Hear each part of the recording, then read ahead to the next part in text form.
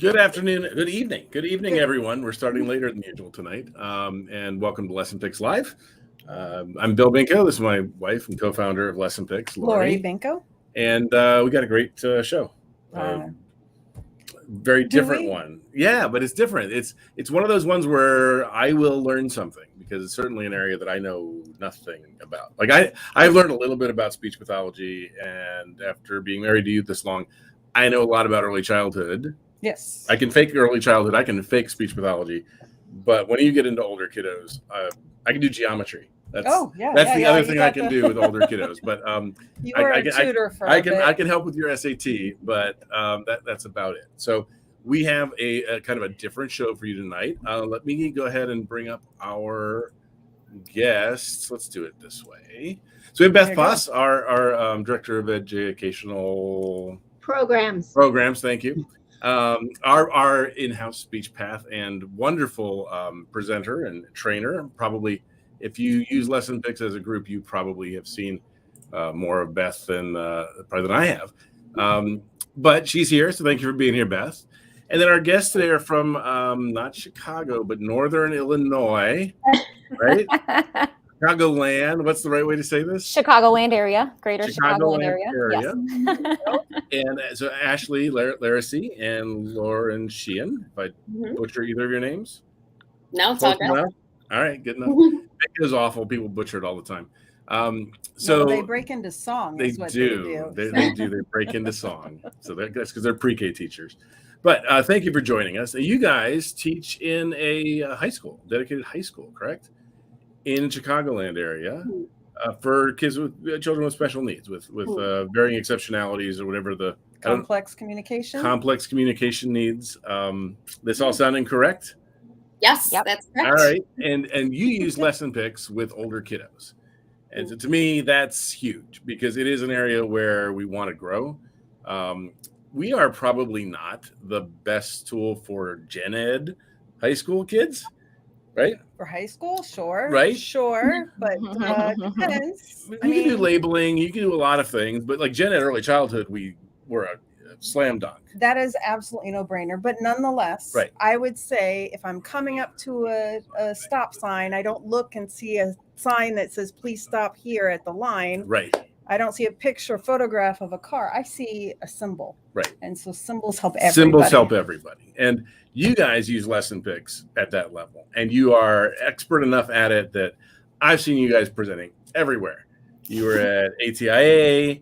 You were at, I saw you online recently at a conference, right? And wasn't Ashley in a podcast with Chris? No, I don't think that was Tech. Were you guys on Talking with Tech with Chris? Excellent. Yeah. And with the Loma podcast, right? You guys did an awesome podcast. So you guys have your spot in this conversation, and we'd love to hear how you guys use symbols. How you guys it's not about LessonPix. It's about how you use symbols and materials in your classroom and how we help. And as Tara Rail will tell you, and as all of our users will tell us, when we have things that are hard to do, tell us here, because you have our undivided attention. You never know where the journey is going to go. That is how our PowerPoint plugin came to being. And I was taking notes. If you see me taking notes, I'm not ignoring you. It's a good sign. So feel free to tell us where we're weak or we could be better. I'm excited to hear the strategies that you guys are using. Absolutely. So you want to get started? Let's get started. And Lauren, I think you were going to go first. Yeah. Yes. Yeah. And you were going to talk about, I think you are a special educator, education teacher. And then Ashley, you are a speech pathologist and you work together, right? We do. Yeah. Right. Yeah. You guys are the dream team. Oh my gosh. We have a lot of great colleagues that are behind the scenes with us as well, too. I will definitely say that. Ashley and I really, our eyes opened to the concept of literacy instruction for our students with complex communication needs a few years ago when, we all have, the book. Yeah. That's really where I think our trajectories took a turn, especially when it came to literacy instruction. So myself as a special educator, I'm putting things together, didn't have really a set curriculum, just kind of doing what I thought was best on my own. In the Loma podcast, I kind of shared a story about I wrote my own version of Call of the Wild adapted novel like 8 or 9 years ago. So I knew way back then that that's what my learners needed.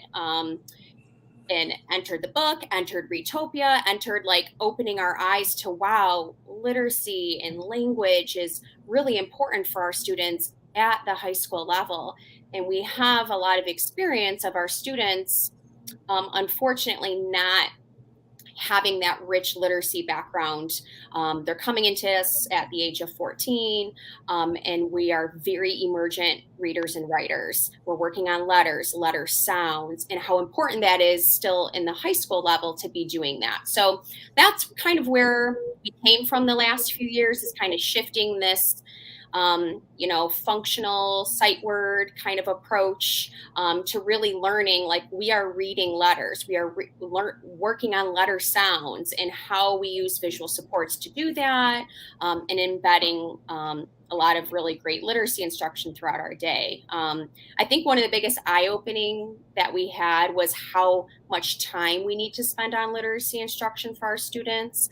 It's like a minimum of 90 to 130 or 135 minutes for emergent. That's a long time when you're in, when we have blocked courses, the bell rings and we're supposed to be moving on to the next core subject elective that we're going to. So it's kind of finding the right way to make that all work. And then how to use tools like LessonPix to make our life easier. Because that's really, a huge thing, is if I'm reading a unit in Retopia, how can I create something that's going to help me work on embedded alphabet work while I'm doing that. So that's kind of where we come from with a little bit of our background and our students. Excellent. Now, you held it up for a second, but would you mind holding up comprehensive literacy again, just so people know? I know most of our viewers are going to know this text, but we had Karen and Caroline Musselwhite on, and Karen Erickson on this show, and we talked about it for a while. But that is definitely the book that I think is making the biggest impact in this area right now. So if you want something to read, or I know that Alyssa Wern, who is here and said this, she's running book studies on it. It is definitely, and it's approachable. I read it. I'm an engineer and I could read it. I'm not sure how helpful it was that I read it, but I did because I was going to interview them. It's certainly...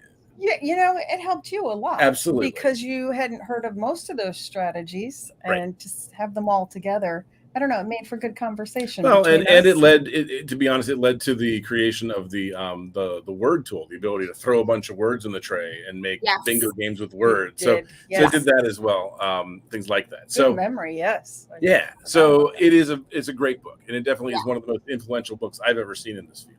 So. Absolutely. And I can kind of, so we use a lot of other tools in our classroom too. And Ashley can speak on this as well when, she shares some stuff. We use Tar Heel Reader a lot, which is a huge, the accessibility is fantastic for our students that need a lot of alternative access. So maybe I can share an example of that with you. Sure. Do you want to share your screen? I can turn it on. We can do that. Yep. All right, go ahead and bring up whatever you're going to show, and I will. Okay. There you go. Okay. So you're able to see my letter? I see your. You might have shared the wrong screen because I see your StreamYard. I know your Tar Heel Reader's like right behind it, if that's what you're looking for. I'm looking a different tab. My PowerPoint of the letter X. All right. So let's do this. Go ahead and unshare that and reshare it. You can do it. It's technology today. Right. This tech stuff. Yeah, by the way, Mercury is in retrograde. I think that's the right way to say this, right? Term? Mercury is in retrograde because everything technical has gone wrong. That's why we're starting a little late. So while we do this, Liz says, please put the title of the book in the chat. Beth, would you do that? I am doing it right now. All right. It is Comprehensive Literacy for All by Karen Erickson and David Copenhaver. Yes, that one. Thank you. All right. So, oops. It's turning wheels for me here. All right. So let me do that. Hey, that looks familiar. That looks It's like us. me. We're in us. It's Inception. Okay. It's uploading. It just needs a second here. So what I want to just talk about is, one of the big, so within the book, we have 4 questions of our students that are emergent learners. Are they able to identify letters, letter sounds, and so on, those 4 questions. So we really do focus on, a lot of the students that I do support, I do need to work on letters. I do need to work on letter sounds. So we do that, Ashley, I got to give a plug to her because she wrote a fantastic blog about age-respectful, how important it is to use age-respectful materials for our learners. So that we really have to think about that when we choose the tools that we're using is, are we choosing tools that 17-year-olds want to use, 17-year-olds or 16-year-olds think are cool. Our students are very aware of that. So we want to pick tools that will support the work that we need to do for literacy instruction, and also be respectful that they have interests and likes and dislikes. And there's plenty of times I'll pick something and they're very honest saying no, that they don't like what I picked, and then we go and we pick the one that they want to together, and so on from there. So hopefully, there it is. Okay. Yay. Okay. So this is on Tar Heel Reader. This is just an example of working on identifying a letter and locating in print where the letter X is. So Jane Farrell has fantastic books on Tar Heel Reader. If you're not familiar with some of hers, she's got letters, funny ones. She's got ones about core words, which is, we do that quite a bit for our students as well, too. So here's just, I downloaded this into PowerPoint already. So the book is in PowerPoint. I can go through and I can highlight, do all of what I want to do in PowerPoint. And we're working on finding the letter X. And it's a book that talks about X begins, what are words that X begins? And X is a tricky one. So it's kind of like, okay, thanks, Jane, for writing this book, because it helps that I could just download it into PowerPoint and click through. So I'm going to go to the very end kind of quickly here, if I can, to show you where it comes in with LessonPix. So we're reading and we're finding that X could be at the beginning or X can be at the end. And then at the end, all I need to do is, as we're reading, great images, I can work on all of my embedded literacy that I need to. At the end, then we can sort. Okay, I'm opening up my LessonPix add-on in PowerPoint in my Play Tools, and we're spinning and we're finding all of those words, which I'm not sure. Let me see. Am I able to? Probably not. Okay. So the way you share it, just to understand why. So when you shared that, you shared the deck and it's running inside of StreamYard. Oh, so gotcha. Okay. If you want to play one, we want to try one more. Sure. Okay. Click share. Okay. And then share your whole screen.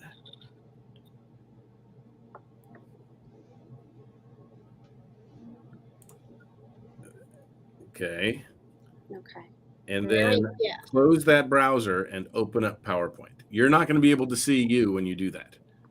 Do you have 2 windows? Yes. Then drag your PowerPoint onto this window. Because you'll just go to don't close. Yeah, just minimize it. Sorry.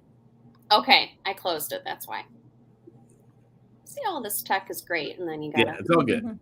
It's all good. We'll work it out. Don't worry. All right. It really is that day. So when you add power, when you have it up in front of this, are you still working on this or not?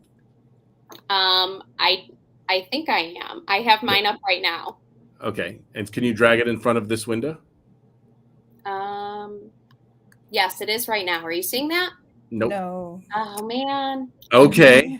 Okay. What are you trying to share? What is she trying to share? She's trying to share PowerPoint. Just the Play Tools, because what I do is I'll go into my tray on LessonPix, and then I'll add in the words that are from my book there. So all that we have to do is, roll the dice, roll the spinner, whatever it might be, within my LessonPix tray into, and I'm not sure. So we can see this tab. Okay. I think you might have shared your browser instead of sharing your window. Yes, I did. Screen. Yeah. Okay. So if we just fix that, we'll fix it. Okay. I want to see this as much as anybody. Okay. So then why don't you give me a minute and come back to me and let me try to work on it. So do this. So let me give you instructions before we let Ashley talk. Okay. Stop sharing that window. There's a blue button that says stop sharing. Yeah. You're going to hit share again. And this time you're going to say screen or desktop, not window. All right. Ashley. Your screen. Can you tell us while she is playing with this, from a speech path perspective, how different is what you do on this? Or, I mean, it's going to be complementary. Yeah. But it's going to be somewhat different, right? Yeah, it does. It does look different, and it looks different for older students. And I think, there's a lot of different things that are at play when you're working with older students versus early childhood.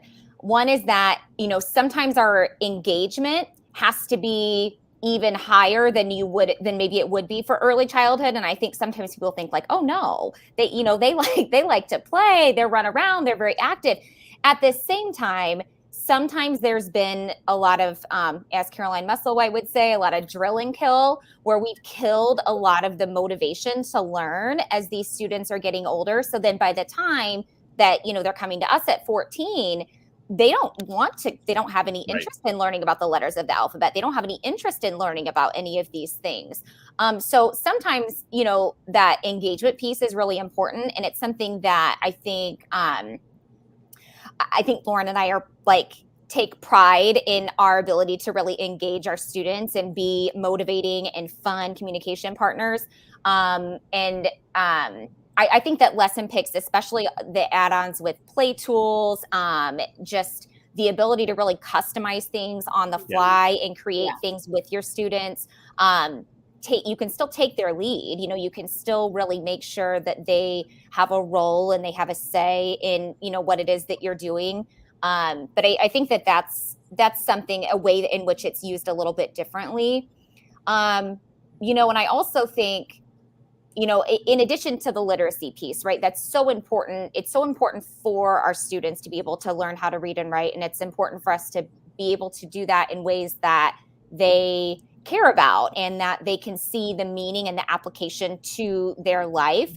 I think that's a lot of what we see when students are getting older is I need to see the value of what it is that I'm learning and what's the meaning behind this. So a lot of times, that's I love the emojis that you just added on, emojis you can use with texting, you can use with email, and it's very age respectful. It's something that everybody uses.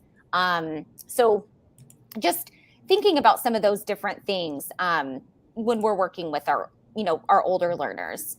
Absolutely. Let's see. This looks hopeful. This looks hopeful. Oh yeah, I've got all of Ashley's stuff up. So you just tell me what you need me to be on. Ashley, I think you're good. So if you can move that you can move that browser out of the way, we can see your PowerPoint now. So that's Lauren's. Oh, that's Lauren's PowerPoint. That's what I meant, Lauren. Did I say Ashley? I'm sorry. Yeah. But Lauren, we can now see your screen. So okay, great. If you can move that browser out of the way, we can see PowerPoint back there. Okay. I just did. So hopefully it's not my internet lagging here. There is a little lag time sometimes on. Yeah. Okay. My face looks frozen on your screen. You look beautiful. Let's see. Wait, it just came back. Okay. There we go. How's that? No. That's right. We can look at it with her. Let's do this, Lauren. Yeah. Email me that PowerPoint while we talk. Okay. I can share it from here. Okay. This is a StreamYard issue and a Mac issue, not a. I don't want anybody to think this is a LessonPix issue. It works great. No, it's not a LessonPix issue. It does. Yeah. I can talk a little bit more about just the way that we make sure that our students. One of the things I think that's so important with our older students who still are emergent communicators as well as emergent literacy learners is the ability to express their opinions about things, like talking about things that I like and I don't like. And I think that feeds into so many many different things. It feeds into the ability to direct your own care if you need to do that as an adult. It feeds into the ability to make choices about what it is that you are interested in doing, as if you're doing things like transition surveys. So I think I love the rating scales. That's one of my favorite things to use within LessonPix is the rating scales to talk about, okay, and you can use it in any different activity where you can talk about, okay, what do you think about this book that we just read? Or what do you think about, this work experience that you just had? What do you think about, this field trip that we just went on?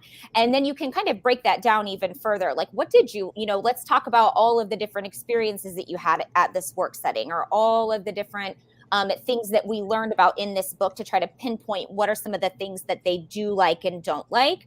I think sometimes with, like and don't like, we might discard things too early. So Lauren's got a green thumb. I don't know if anybody knows, but Lauren can grow. She can grow anything. I mean, she's got a beautiful courtyard right outside of her classroom, and she has got there were cucumbers growing up the wall at the end of last year. I mean, she's got a green thumb.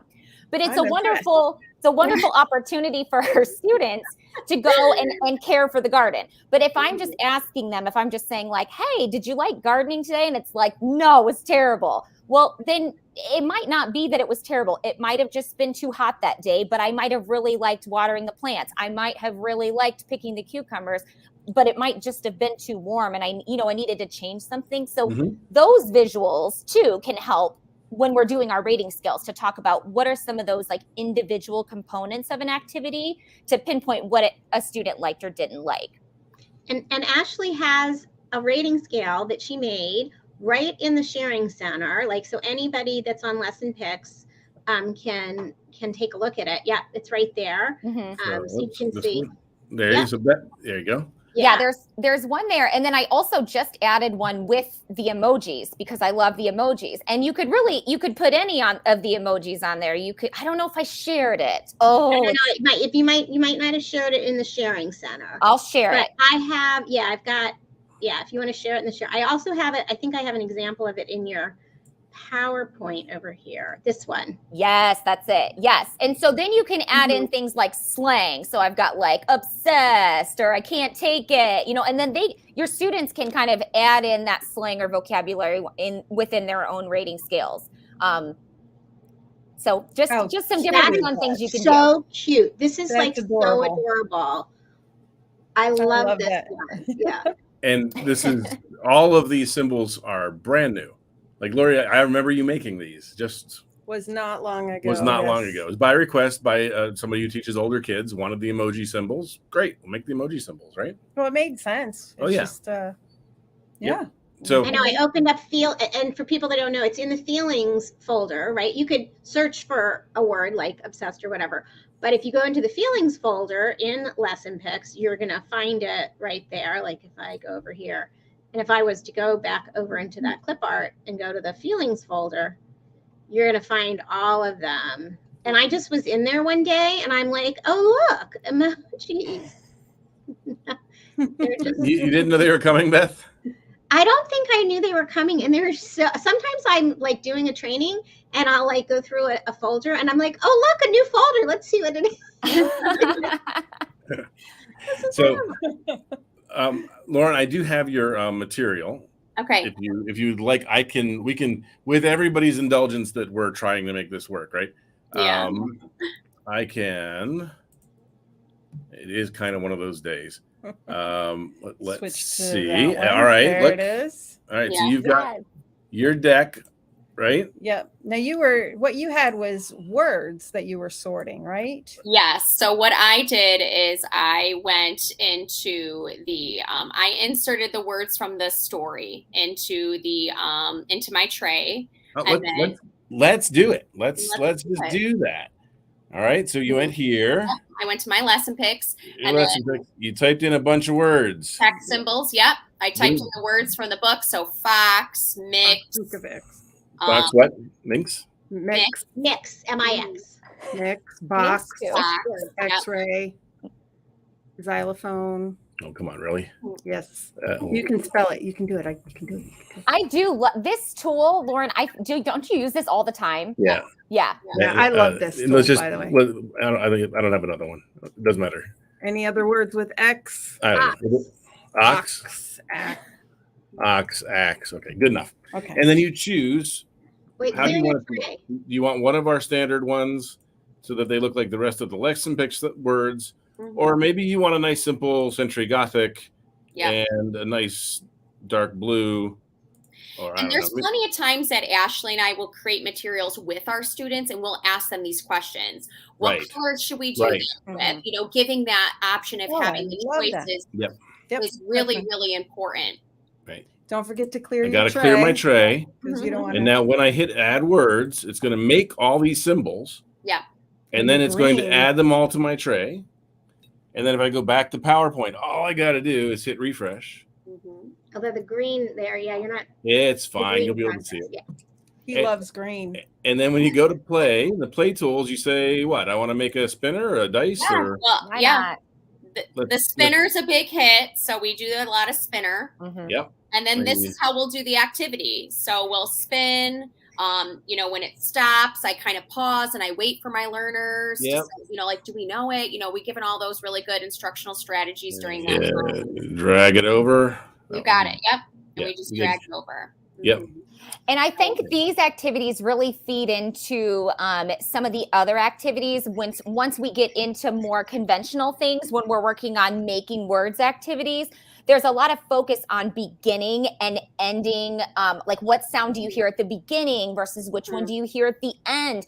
I've found that some of the learners that I'm working with, that needs to be explicitly taught. What does beginning mean? What does end mean? And so some of this earlier kind of work really helps to foster some of those skills and knowledge. That way that helps them once they merge into some more conventional learning strategies for literacy.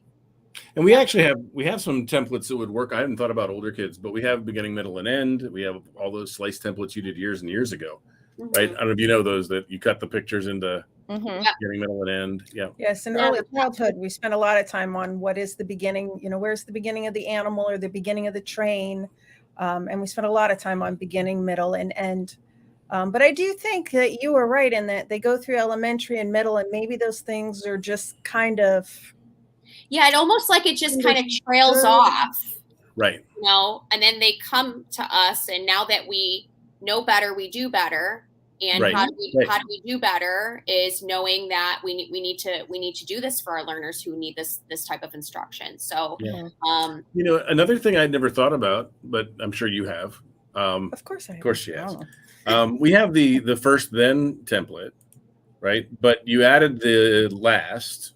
I added a third box that you can label as anything. And you can label these as anything. So you could have this be beginning, middle, and if you added this, you could say last. Right. Right. Or primero, segundo. Right. Whatever you want. Right.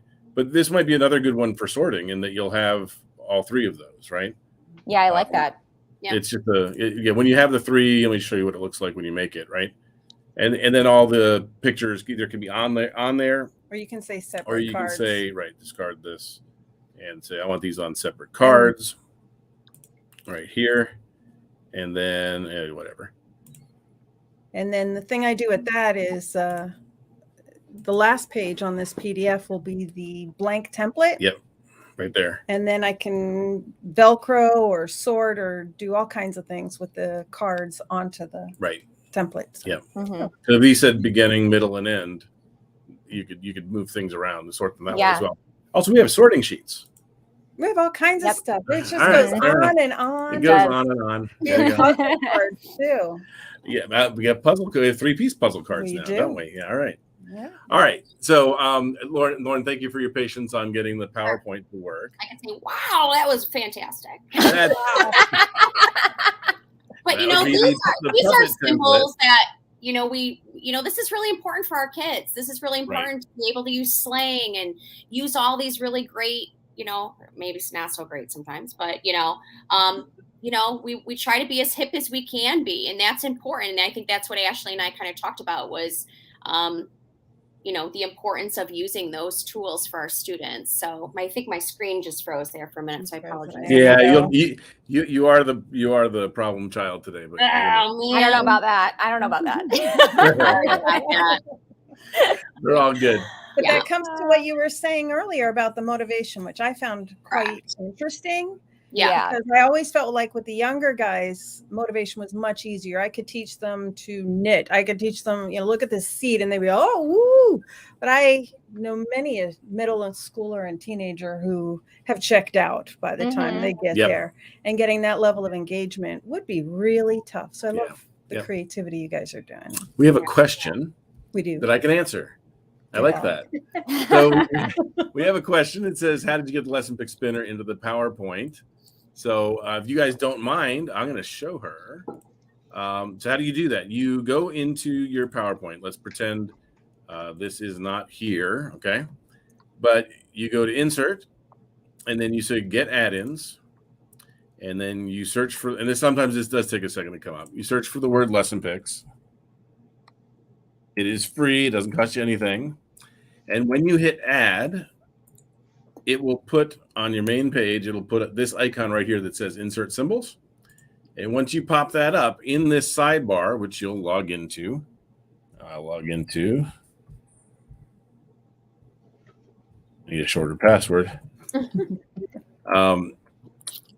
That will put this right on the side. And it works on every current version of PowerPoint on Mac and Windows. Finally works on Mac and Windows. Even the online browser-based PowerPoint works the same way.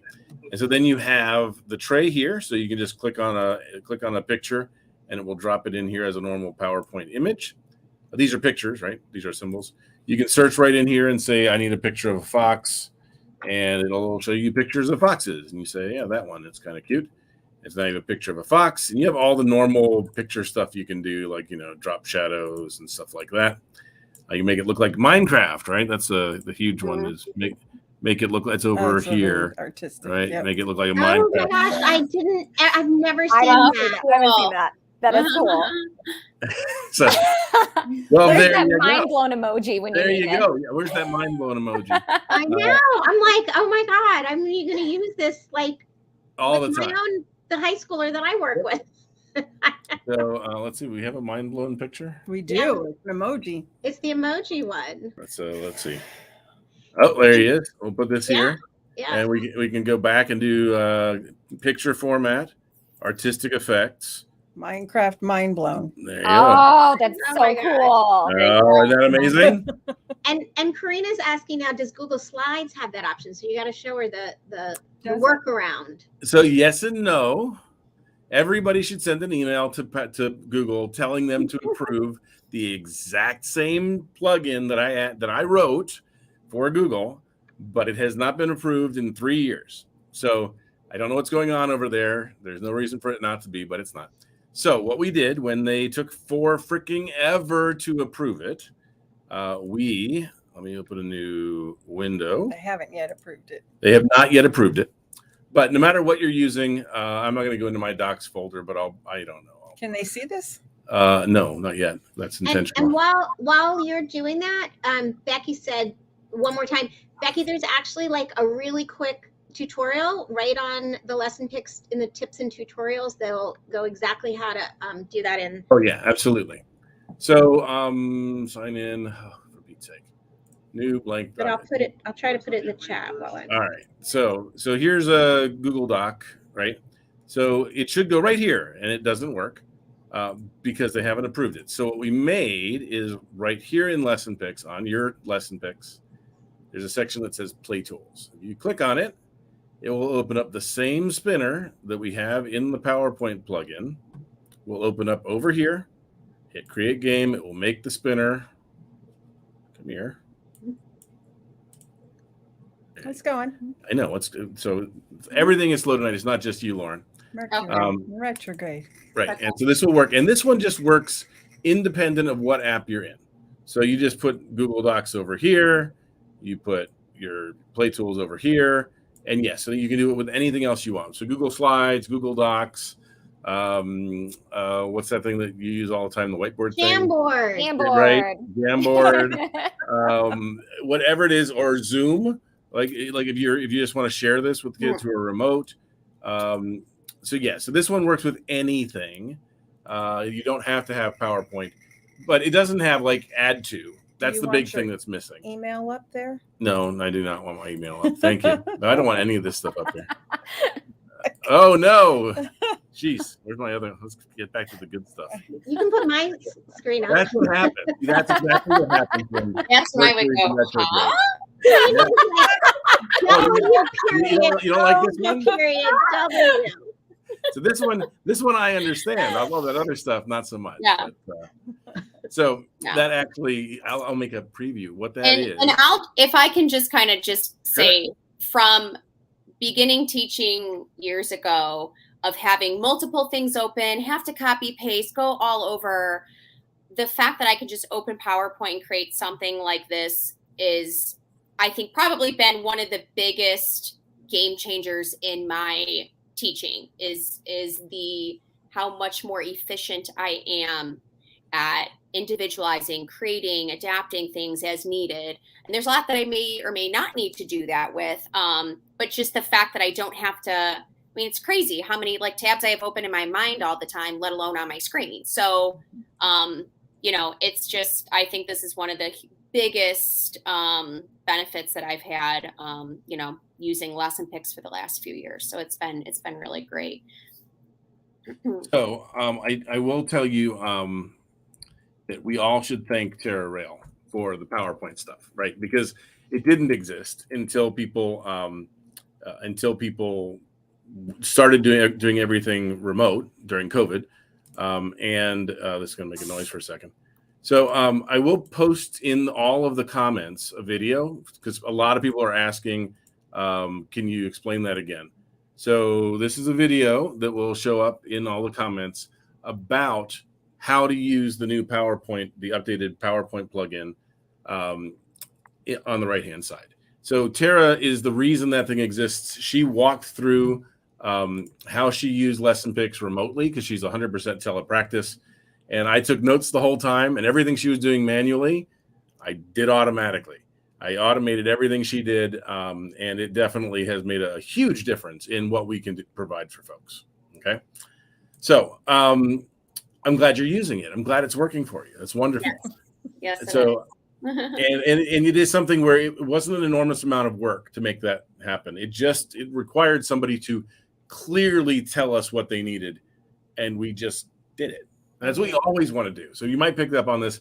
LessonPix is supposed to be easy. We don't do hard things. We do easy things. If it's not easy, you're not going to use it, right? And what you saw on the screen a little bit ago with all the garbage on it, that actually is important. That is me debugging being able to take PayPal. So everybody wants to be able to pay with PayPal. We finally are going to be able to do that. So that's what you saw on your screen there. They know I don't want everybody seeing my screen. I can kind of talk about a few of the like embedded literacy tools that I use. I'm probably going to stay away from sharing my screen. So if you're able to... and I have all of Lauren's stuff up. I mean, I have all of if you wanted, if you have my my LessonPix. I can pull up your activity. Anything you put in the sharing center. Yep. I can pull up. So let me. I have a few things that I can kind of share with you. Ashley and I recently shared a lot of really good. Oh, if I'm freezing again, I'm sorry. Oh, just keep talking. Okay. We know what you look like. You're good. We recently wrote an article for Closing the Gap on embedded alphabet and phonological awareness instruction. So some of those, tools that we talked about are in there. So if you scroll further down to where it says like letter boards, or my letter cards, I think I have a few of my my letter bookmark templates that I use too. And this is just a template that's already on LessonPix. So I just added what I needed to create that. I have my tally cards as well too. I keep these on I have them here with me too. These key rings at all of my student desks, because I'll do some explicit instruction of a letter of the day, and then that will be embedded throughout the day. So I might open up, let's just say my tally cards that I have, and I'll say, okay, everybody get your letter A tally card. We have it on our desk. And every time you see that letter A, when we're reading our chapter today, we're going to, make a tally in it. And sometimes we make it like a game. Who got 4? Who got 5? Whatever it might be. So those are in the sharing center as well, too. And that's just quick. I like the fact that I can make things and have them available and then not have to print and recreate all the time. So we kind of shared some tips and tools of like preparing your environment, your setting to be ready for this type of instruction. So a lot of other resources I have in there about Retopia, use Retopia all the time. Whether it be like my stick figures for our fables unit that we did. I know. I'm a huge fan of the stick puppets. Yeah. That's what I did to create these. These are just the stick templates. So I've done that too. I didn't bring these, but I've done it with the emojis too, where we'll use it to vote.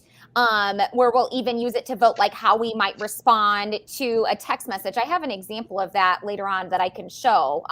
But yeah, anything that you can put on a stick, I feel like. Popsicle. Apples, corn dogs. Yeah. But Ashley, are you in the classroom sometimes with Lauren? Or do so Lauren and I do work together. Yeah. And so I'm in a couple of different other classrooms as well. It is very nice that Lauren and I are able to work, so closely together, because I know what she's doing and she knows what I'm doing. And we do have this shared vision and, really just high expectations for what our students can do, and what they're able to do. Even if they do come in and they're still learning their letters of the alphabet, that doesn't mean that it's not a functional skill. I think that sometimes there's this really big shift in high schools that we're going and we're working on only things that are functional, and literacy for some people, they just don't think that that's functional anymore if you're 14, 15, 16. But I can't tell you the number of parents, the number of students themselves that are saying it's very important to me that I'm able to learn how to read and how it's important that I learn how to write. We just had a student that we're working with together that is planning his IEP meeting and planning to present. And Lauren can share one of the things that he shared with her. Do you want to share? Yeah. One of his biggest goals that he wants to do is be able to read and know his letter sounds. And he's 17 years old. And he shared that himself. Yeah. Wow. Yeah. Mm-hmm. Yes.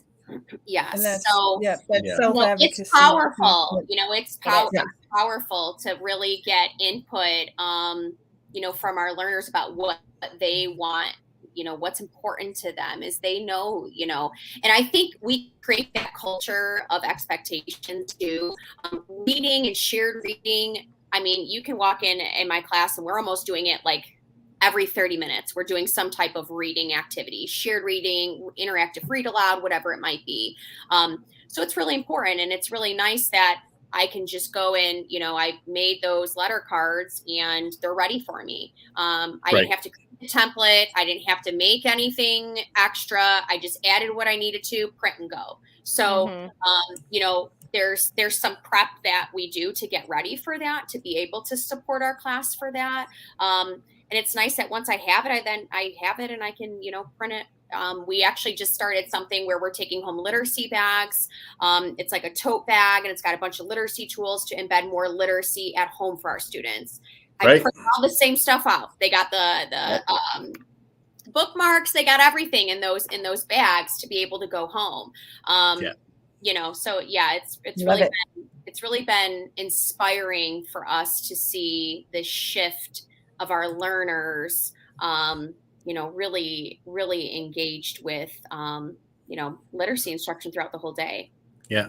One of the other things to think about, once you've done that, you are good enough to share everything, right? Yes. So which means, and Beth just shared this on Facebook, so I went ahead and posted it over on YouTube as well.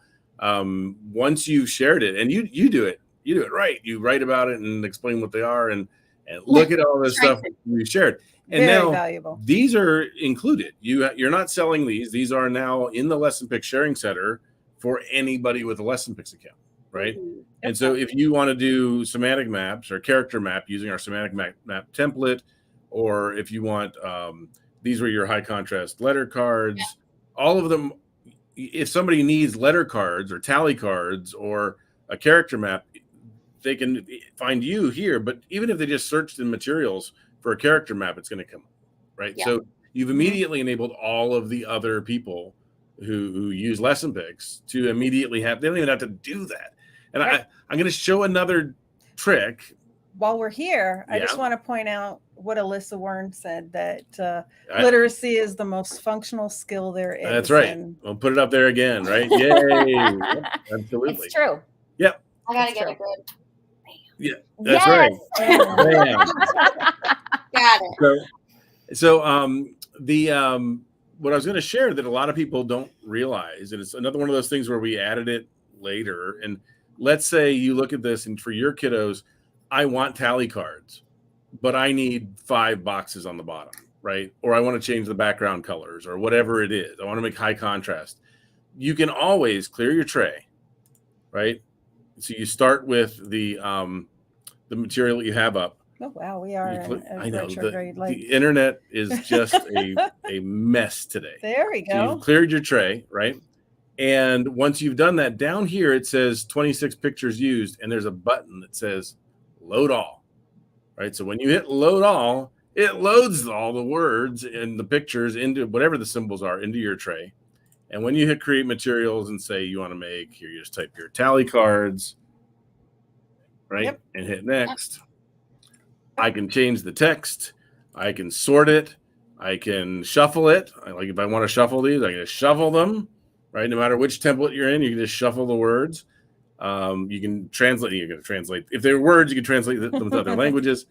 But here I want to say I want 6 pictures per card, but I want six spots, 6 check boxes. And maybe you don't want your titles underneath, because I saw she had the Oh, A. that's with right. the You don't A want the A underneath. You just want the A.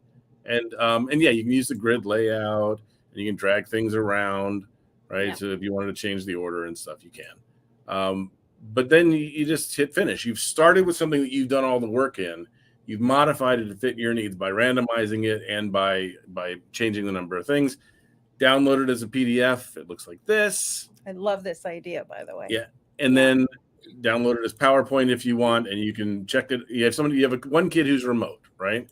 So you download it as PowerPoint with fixed tokens.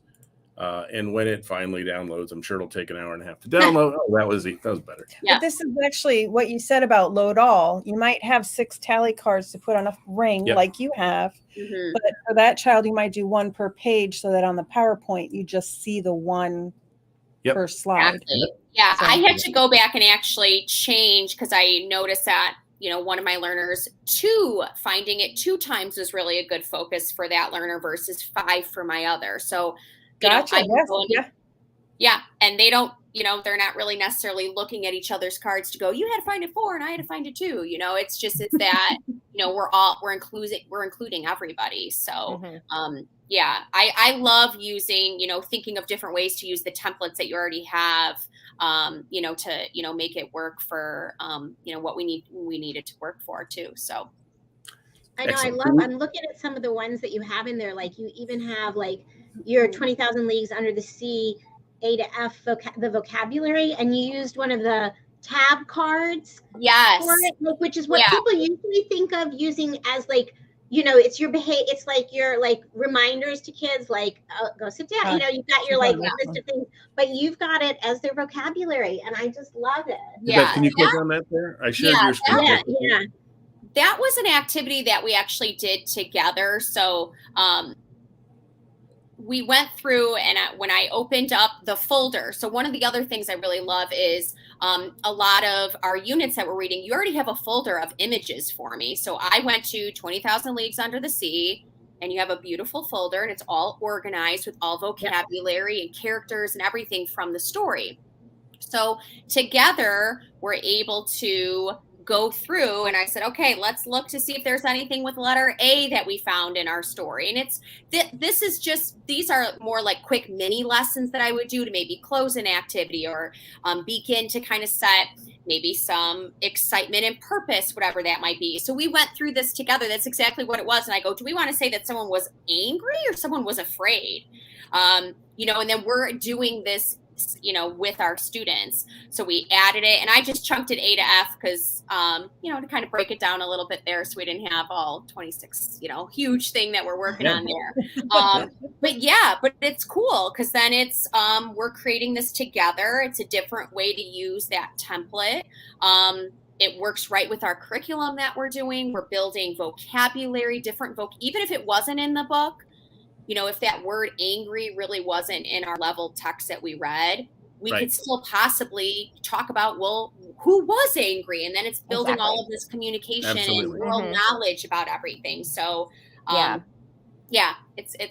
a lot of fun. You have to, show the tools for the learner to use too, because they're just as powerful as myself using them as well. Yeah.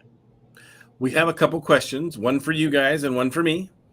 So Judy Schoonover, and we love Judy. If you don't know Judy, she's right by you, so you need to know her. She's in Michigan. She's in southern Michigan, but she's not far from Chicago. She's a day trip to Chicago. Bottom of the lake. Yeah, I don't know. Yeah, she's I don't know. She's down here. I don't know. So sorry. But she says, can you share the contents of your literacy bags? What's in your literacy bags? Oh, yeah, sure. So we were actually fortunate that we got a mini grant from our school district to be able to do that. It's really just a canvas tote bag that we have in our class. We have a few sets per classroom who participated. We have letter magnets. We have like some whiteboards, some markers, some basic tools. Very similar to just that. Some of our printed out LessonPix, our letter, losing my train of thought here. My bookmarks, our tally cards, and then a lot of instructions and supports for our parents. So I can actually maybe I'll find a where to share. We have a Google site that we created as well. So our parents have access to our Google site, and it shows examples of this is Miss Sheehan using it in the classroom, and then this is what it can look like for you at home. So we're really just trying to break down some simple pointing to letters when you're reading, pointing to pictures, describing what does it look like to have a shared reading experience with your child at home. So I could maybe figure out a way to share that with others and reach out to you with that as well too. But it's just very simple, basic, because that one of the things I think, we all want to do everything at one time. Like I want to be really good at everything all at one time. And it's just that's not sustainable. So for our parents to really understand what we're doing in class, to generalize that at home, we break it down and make it very easy. Like when you're making dinner, open this up and spell out a few words with your letter magnets, or write it on the whiteboard and have your learners circle the letters of their name when they're, if you're making macaroni and cheese, it's a long word, but let's sound it out. Let's work on the syllables of some of the words and so on. So that's kind of what our literacy bag entails. That was actually one of the things when we were on the Loma podcast that Kim had talked about. She has a daughter who is actually a young adult now, who was really learning about comprehensive literacy and some of the different strategies. And one of the last questions that she had asked us was, how does someone get started with this? Mm-hmm. You read the book and it's such wonderful, valuable information, but it's like, where do I start with this? And it can feel very overwhelming, especially when you're trying to, sometimes you feel like you're trying to make up for lost time. So it's just starting small. Starting in one spot and just kind of building from there. And I think that's what we've done, with Lauren and I's partnership of working together. And so we just hope to empower other people to do that as well. So, Lauren, if you'd like to send Lori the links to the blog you were talking about, or any other resources, we can put together a post. Lori does all of our Facebook media stuff, so and all of our people pay attention. You also, before we get to the Jamie Witherington's question. Well, I also do articles in there that we put on Facebook and other places, but that would be nice as a resource. Just to have you mean your in in a story stuff? Should I show them those? Well, I meant just in a general article. Gotcha. But in a story is a type of article. Yeah. So there's a section. Real quick, let me show my screen for a second. So if you look in LessonPix, and I can make this a little bit bigger. Oops, I can't. This one, sorry. It's that day. It is not. There you go. There you go. Good job. So if you look over here under the articles section, and there's a whole category in here called In a Story, where Lori has found all of these stories. But these are pretty much all picture books. Except for younger kids. But so we're starting to add a little bit older ones. You wanna show her the one you're doing right now? Well, you just had it up. I did. Yeah. I did? You did. Hold on. Like I know what I'm doing. I did. There you go. Scroll down. There is a one that I'm starting with. So it's Read Across America Week. Yep. Dr. Seuss's birthday today. And so I've been just trying to do a story a week to build this library where you have a collection of visuals and activities to use at your fingertips. And this week I decided for Friday, I would add one chapter book and then slowly add a few more. Might add some of the Readtopia materials as well. And this one was by request. This one, the author wrote in, she didn't ask for an article, but somebody had made something in the sharing center. It was not me. And the author wrote in and said, I'm so excited to see my book, materials for my book in your sharing center. So I'm like, oh, what's that? Google. And you bought one. And so I ordered one, Amazon. And so it's right there. So that'll be finished up on Friday. It's not quite done, but it's a lovely chapter book that stars a boy who has a speech device and he has CP. And because he spends a lot of time in his chair, he's a great observer.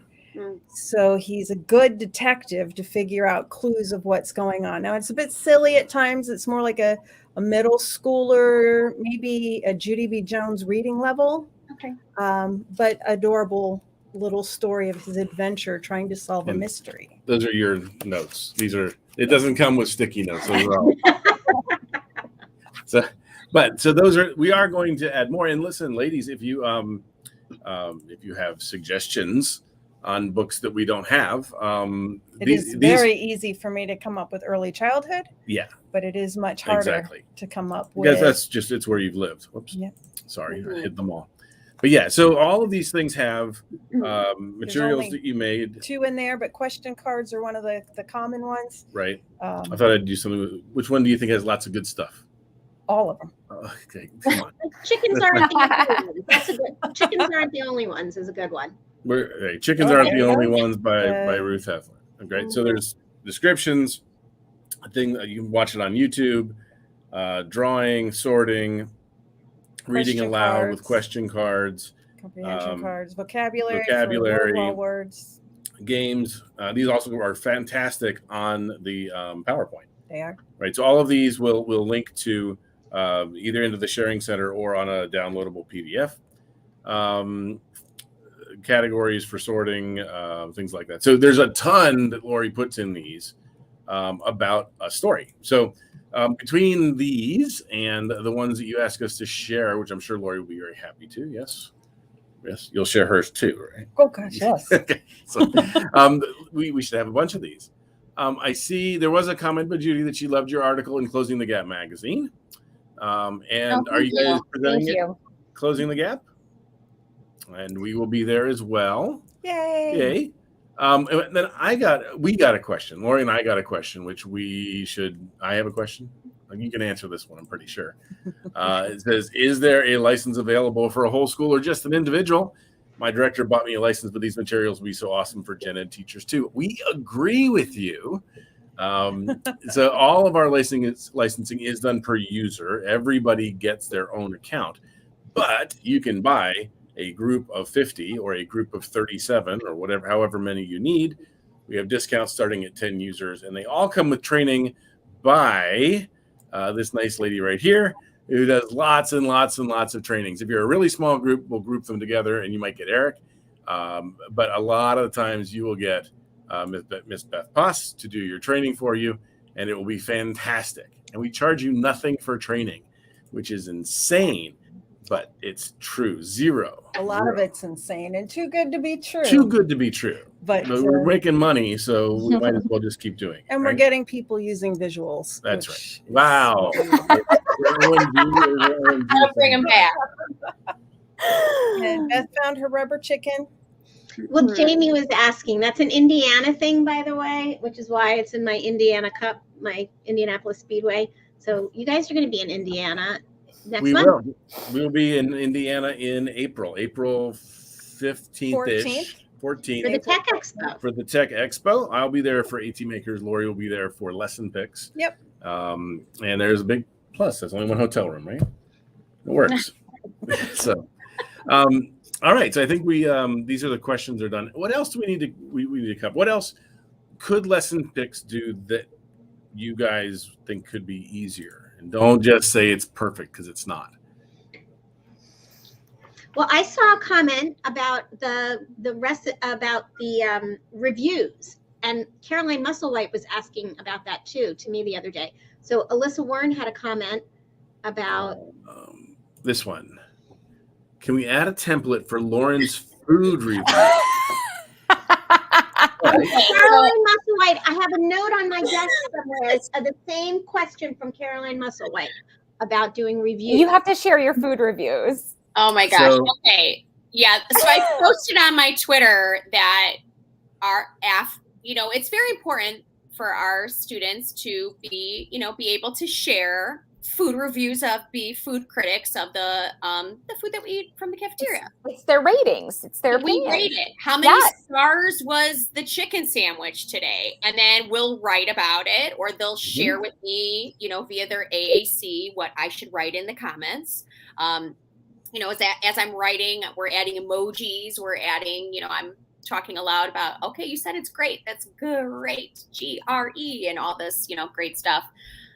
So, it'd be great to have a template to be able to use to do some type of review somehow. If it's a scale, how many stars? So there are a couple things that people, I think I can handle this one. I like that idea. So it might fit into one of our current templates, like a style of maybe the drawing ones, the drawing pic, where they have the drawing in words. Okay.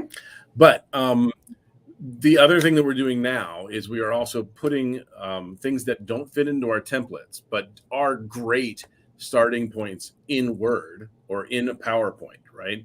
Where you have that, and you're going to modify it by using the PowerPoint add-in and copy things over and move them the way you want to. That's exactly where I was going to go. Right. We have that with things of our comic books and recipes. So a lot of people wanted a recipe template, a lot. We got that request constantly. But you can't turn it into a template. But it is hard to turn it very into a template, hard. Right? There's so many options, how many ingredients, how many steps, so much verbiage, right, that it didn't work. So what we did instead was make recipe templates that are in PowerPoint. Yep, just search under articles. I'm gonna make sure and same with the comic book. How many cells? How many? I love the comic book idea. So if you look here, sorry. Oh, man. Okay, so if you look under comic books, you'll see that in here there are all of these templates that are these different. So there's a plain style, a color style, different styles of these. Right, and there's even these that are that have the crooked ones that you can put together. This is cool. Right. Yeah. And so the blank template, you just hit download, and it comes down as a PowerPoint file, and then you can use the LessonPix PowerPoint plugin to just put whatever picture you want here. Yeah.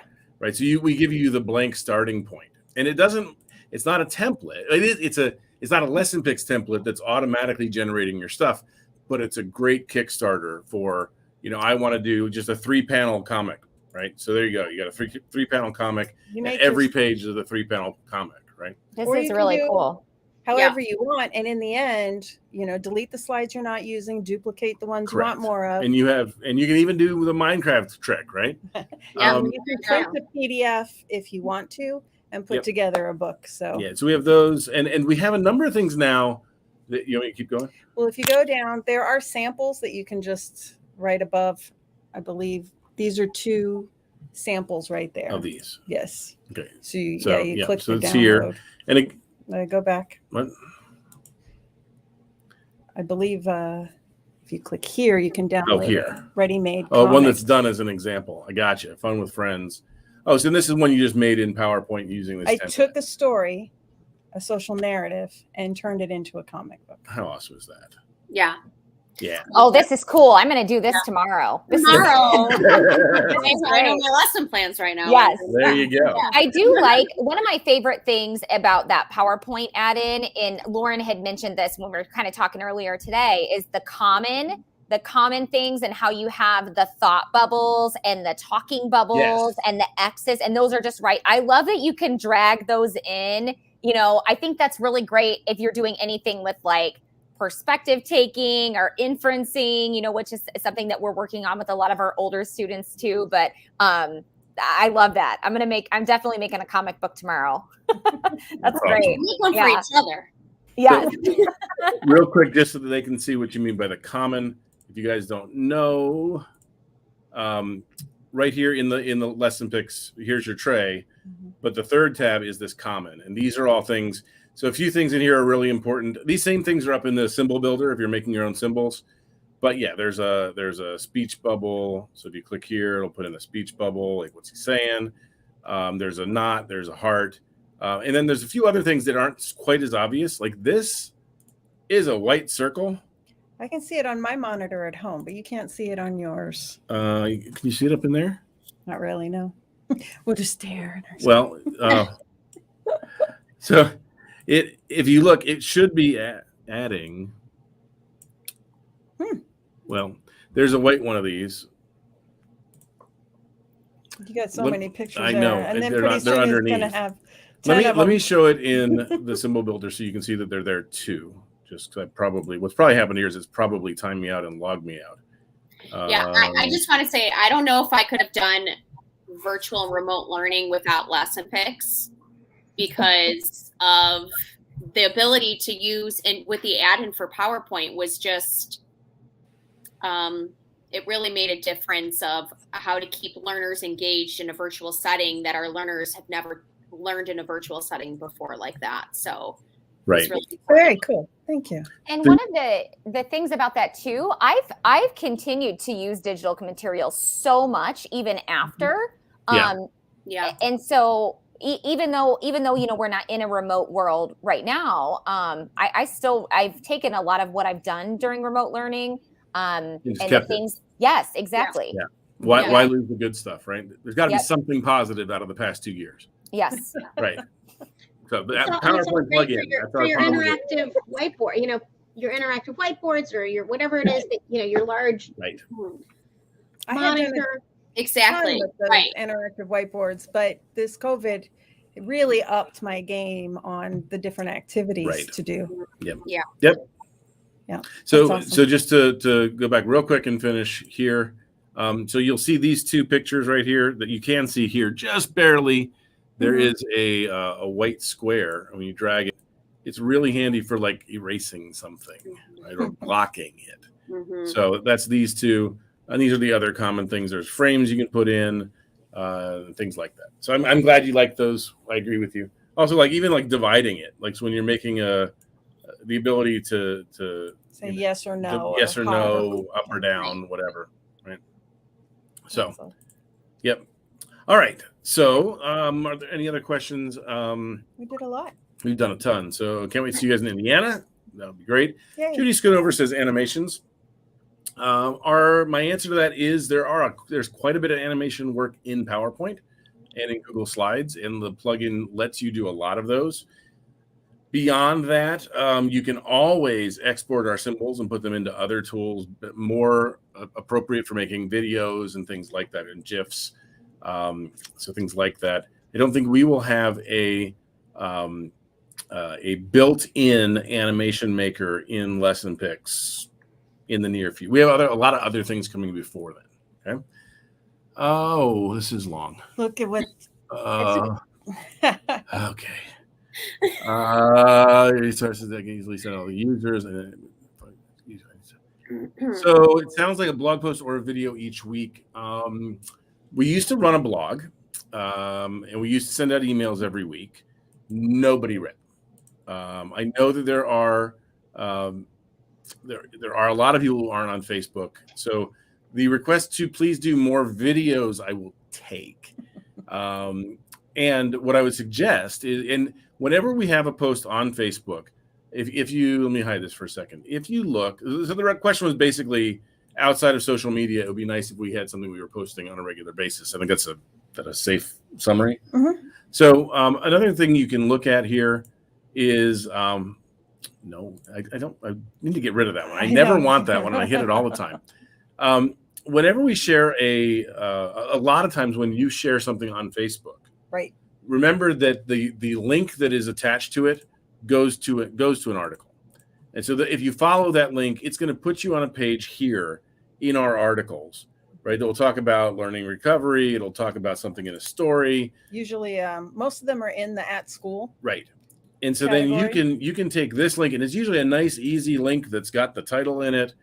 And if you copy this and paste it in an email, they will come right into this and have all the resources put together. So Lori assembles those resources into an article, and then she posts it out on Facebook. So if you see it on Facebook, the fact that everybody else isn't on Facebook, you can share it with them.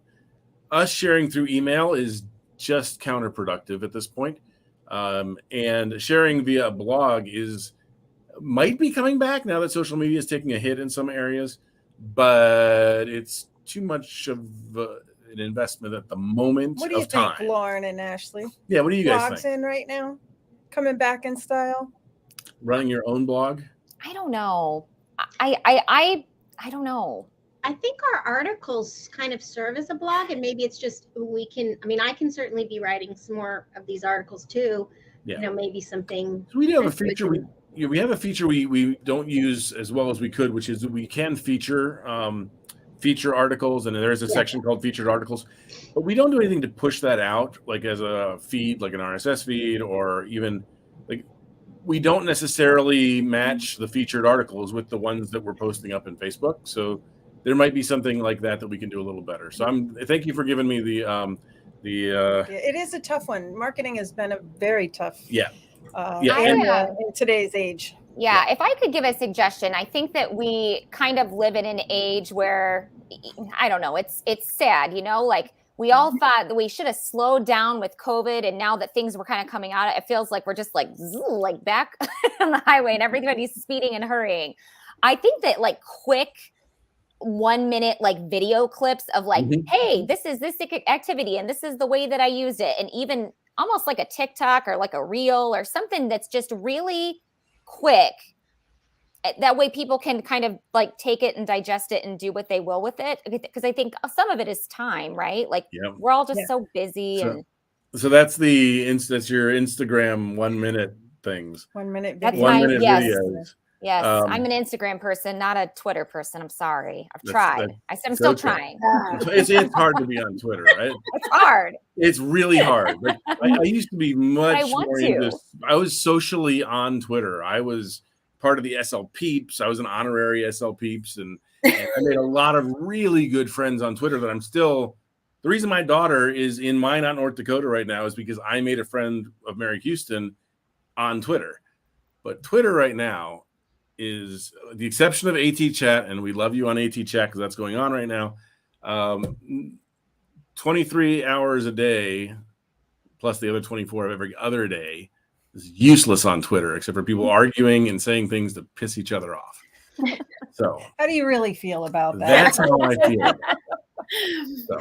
But I love the suggestion. I will continue to think more about that, because one of the videos that went crazy on Facebook was when I did 1 minute videos of people's classrooms, and we just walk through, and I'm like, show me your visuals. And the teacher would walk me around. The speech path showed me her not classroom, what do you call it? Therapy room. And just showed me some of the things she did. And it was 1 minute. It was really short. And people love those. And then COVID hit. Yeah. And you and couldn't go to the nobody had any classroom. more classrooms. Yeah. And those videos kind of went like, woo. Yeah. And it became more about, videoing my screen. This is what we're doing in PowerPoint. This is how we're adding these, virtual backgrounds, stuff like that. So I can go. I mean, if I go out to Chicago in September for this conference, I can go visit. There you go. Classroom and do a little bit of Yeah. There you go. There you go. You could do a 3-minute video. No. 1 minute. For the whole day. Edit. So yeah, it's Judy Schoonover just catch them doing good, right? Yeah. That's good. I love that. Yep. We got a comment that said, I love the ASL section for my deaf students. Are there more signs coming, Lori? What do you think, Lori? Wow. What do you think? That is my my You're big welcome. cloud overhead. You're welcome. Bunch of signs, like not too long ago. When people request for ASL specific pictures, I really try to prioritize them, especially when they're core words, really like common words. But as far as categories, I have to get in the zone, and then I do a whole category. It's like an ASL week. It is not an easy process adding pictures. Just so that people don't know, we have a lot of ASL pictures in here. We do. We started with the most common, and then they asked us for the earliest. If you go to the core section, ASL core vocabulary. ASL core so we did core vocabulary in ASL. Let me show you. I'm going to put this down here for a second. And so we have those, and of course there's options for every character, which you get to draw options for every character. Yes. I originally focused on 3 different styles of people, 2 boys and 1 girl. Right. But I do like that with the color changer, you can turn the child into the child you're working with to look like them for representation. Right. You need purple hair, right, and pale skin. However you want to do it. But some of the words have even more styles of people. Yeah. So if you have specific ones, Sherry, then send them in. So right up here where it says request a picture, click there and send it in. Please be detailed and tell us exactly what you want, because if you don't, Lori will write you back and say, how do you want me to draw it? The word it. Please tell me how I should be drawing it. But yeah, so hopefully that's a good answer. I think so someone suggested that maybe we could have Lauren or Ashley write a guest article for us. Who suggested that? I don't know. Who might have said that? I don't know. So, ladies, are you interested? Yeah, let's do it. As you can see, I'm good at putting people on the spot. So it's all good. All right. Anyway, we did cover a lot. Absolutely. A ton in this, far more than I ever expected. Yeah. So, all right. It was a great idea having these 2 on. Who came up with that? who came up with that? So, yes, Beth, thank you for suggesting this. It definitely is it's good for us to remember that we have core target audiences. I mean, you guys should get like speech paths who are doing articulation. They're going to buy us. Okay. They're like it's shooting ducks in a barrel or whatever, apples in a barrel, ducks in a fish in a barrel, whatever it is. I don't know what we're shooting. We're shooting something. Good try. Yes. You just need to it's not hard to get speech pathologists doing articulation work to buy LessonPix. But we certainly know that we are also useful in many other areas. ESL, Gen Ed, early childhood. Underrepresented populations. Absolutely. There's a lot of loss of learning in certain areas. Yep.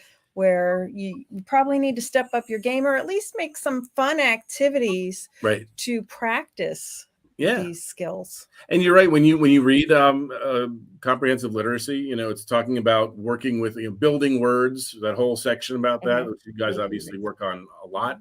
You need materials to do it, and I'm really excited about how you guys are doing it, and that you can share it, and that it's working out so well for you. Right, so that's great. Thank you. Yes. Well, thank you. Yeah, thank you for having us. I'm delighted to have you. For everybody else, I have a, let's see, small announcement. Small announcement? Well, am I surprised about this? Two then.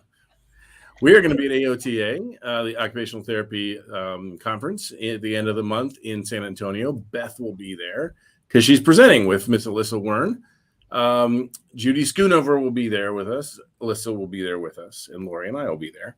And in preparation for that, we've asked Alyssa and Judy to come on another LessonPix Live with us. Yay! Yay! And they're gonna, and Beth too. Sorry. No, I didn't mean that. I was giving Yeah, my I know. So that's what you like, you know, when you're deaf, you like go like that. 2 weeks.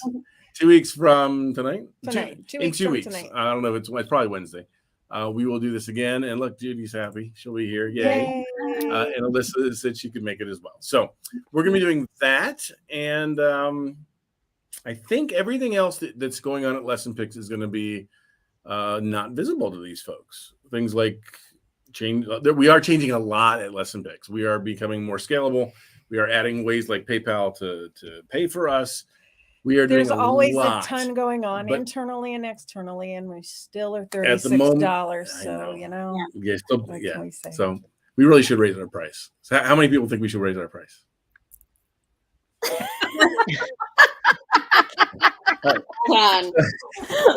Did you guys? Were you guys around? Were you guys around on April 1st a few years ago when I did the April Fool's joke? You don't know about this? It was before Beth's time here. So April Fools, I wrote a big long post on both Facebook and on our blog, which we had at the time, about how after considering the needs of all of our various stakeholders, we've decided, and I matched our competitor's price. So it was $99. It was $199 a year, and $400 for an unlimited list. It was a nutty thing. And the grief I got for this post, the number of people who were so mad at me for so long, they might still come up in the comments here all bitter about that April Fool's joke, because I didn't realize you have to take it down at noon. You're not allowed to do April Fool's afternoon. I didn't know that. It was great. It made my day. But we are still $36. So, and we probably will be for a little bit, maybe at least a year. I don't know. A couple weeks anyway. At least a couple more weeks. Better join quick. So such a deal. So, all right, we are going to say goodnight. Thank you all for being here with us. We are 20 minutes over. But it was fun. It was fun. I hope you guys enjoyed this.